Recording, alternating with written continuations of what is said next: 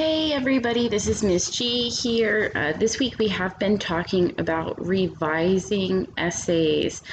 So I just wanted to come on here real quick and do a little quick walkthrough and just show you how you can take an essay to the next level. So today in this short video we are going to be looking at two different introductions from student. Get it?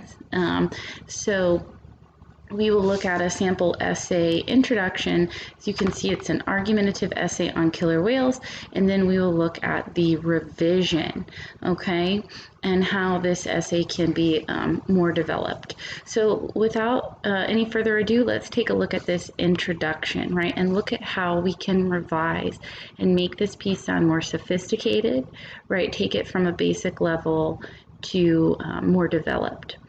So SeaWorld is a theme park in Florida and California that shows a collection of animals that live in the ocean. SeaWorld has been showing orca whales, killer whales, since 1965. They have made a massive profit of showing and doing tricks with these animals. There is a big debate on whether showing orca whales is inhumane or not. Orca whales should not be in captivity for all the stress on their physical and mental health.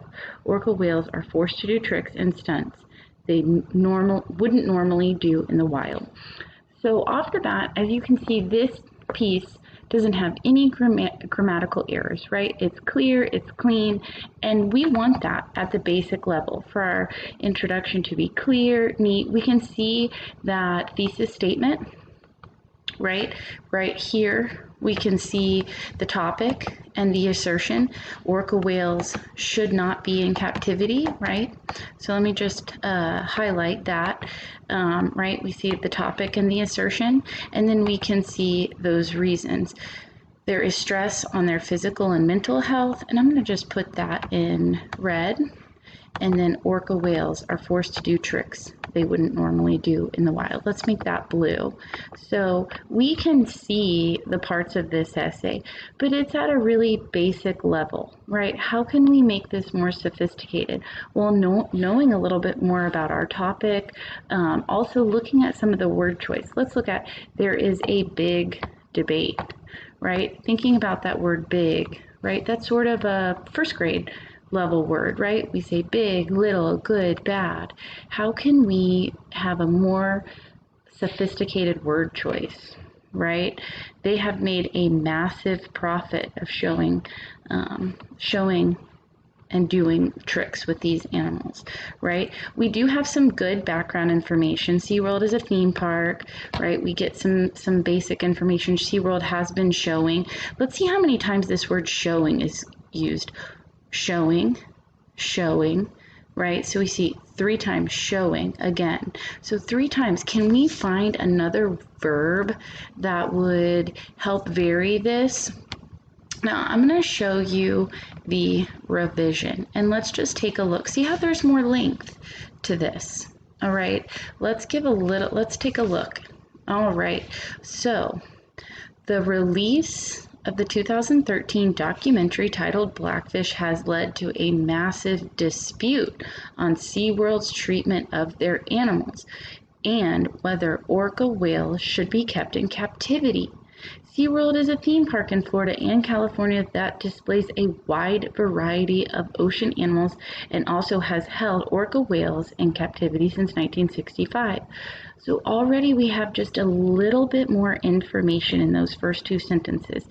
This obviously is responding to the documentary Blackfish. So keep that in mind. They're introducing the source they're responding to. So keep that in mind with the "Is Google Making Us Stupid" piece you're responding to. Should you introduce that piece that you're responding to, just to give your reader a little bit more information? Let's keep reading. This organization makes millions every year by forcing these massive mammals to perform and do tricks that do not align with their natural abilities. So just looking at this, they make millions every year by forcing these massive mammals. Look at that. That word choice has changed. They've switched from using showing. Remember that verb they used 3 times over and over again?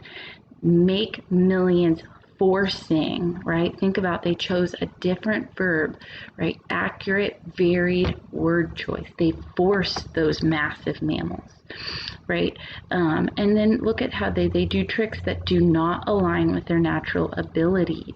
So even there, they're giving more detailed information, right, about these tricks. They don't align with the natural abilities of the animals. Let's keep reading.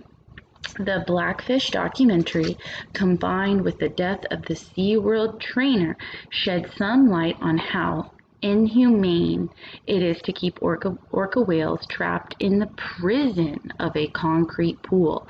See how they're using language to catch the reader's attention, right? To drive their point across.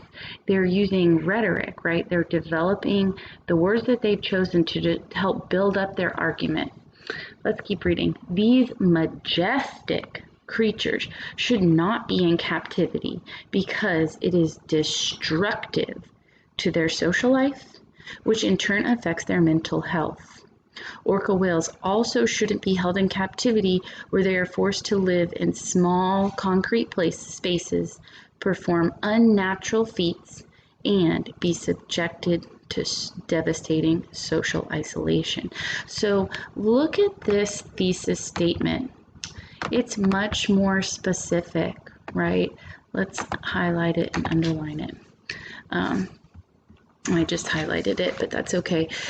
So let's look too at some of these stylistic word choice.